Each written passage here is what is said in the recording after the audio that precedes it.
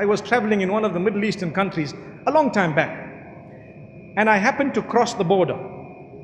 And when I was coming back, I wanted to cross back into the country that I had left from. And it was the time of Jumu'ah, and they told me, you have a Zimbabwean passport, you actually need a visa to go in. And I told them, but hang on, I was here about 10 days back when I was crossing, and no one told me this. I crossed and there was no visa. He said, no, the law has just changed 2 days ago. Now I have a flight to catch, and I'm making dua to Allah, and I say, Ya Allah, help me. Ya Allah, I'm in need. Help me, Ya Allah. What am I going to do? I've got a flight to catch, and I need to return home. And so it was the time of Jumu'ah, and the adhan went. And mashallah, there was a masjid in the border post. And so I went, I'm making dua to Allah, and I sat down. And the Imam spoke about, now this is called the help of Allah. Not from me, nothing at all. The Imam was speaking about helping people in desperation, helping people in need, and how Allah will assist you if you assist someone who's desperate, who's in need. And guess what?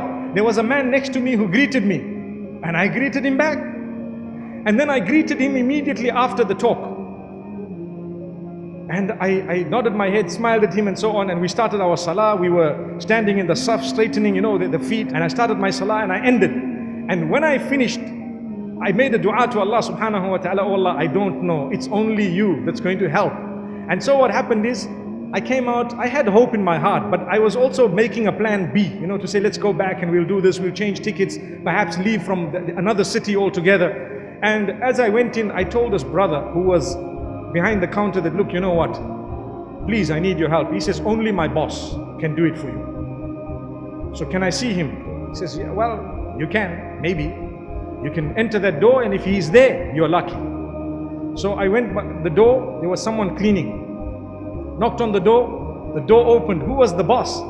The man who sat next to me just the time of the khutbah and salah, and he read right next to me. And guess how I started my story? Assalamu alaikum. You can remember the smile, can't you, So I looked at him and I'm saying to myself, let me try and choose the best way of convincing him such that he will not be able to say no if he has a heart.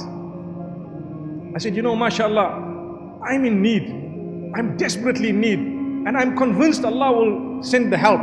And I hope and I pray that help can come through you at least, so that inshallah, I will be able to at least cross here.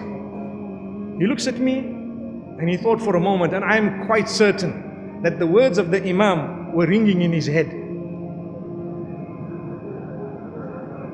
And then he tells me something. He says, you're right. It's only from Allah, not from me. He wrote in my passport, this man has been given oral permission to enter the country. The Arab nations, some of them, they have this. I don't know about now, but I'm talking of quite a while back. And he wrote it. I went to the front, the man looked at it and smiled. He stamped it and let me cross. As simple as ABC. But my life was coming to an end, basically, if that didn't happen. Not to an end, but what I mean is, it was going to be quite difficult. And then I told myself, I said, this is Allah subhanahu wa ta'ala. Imagine if we didn't greet. Imagine if I just sat. Imagine if he didn't greet. It was his quality. He was a big boss. I didn't even know. But he greeted, and this is what helped. And I greeted back. And this is why, remember, sometimes we are arrogant. It's shaitan that overtakes us. We are human. We need to check it again. Make sure you remove it. Fight it. Fight it. Be humble. I've seen people with mega wealth, and you'll never pick up that this man has wealth. And I've seen people with next to nothing, and they have their first $1,000, and next thing they feel like, subhanallah, I'm Bill Gates. Allahu Akbar. May Allah subhanahu wa ta'ala grant us goodness of the dunya as well as goodness of the akhirah.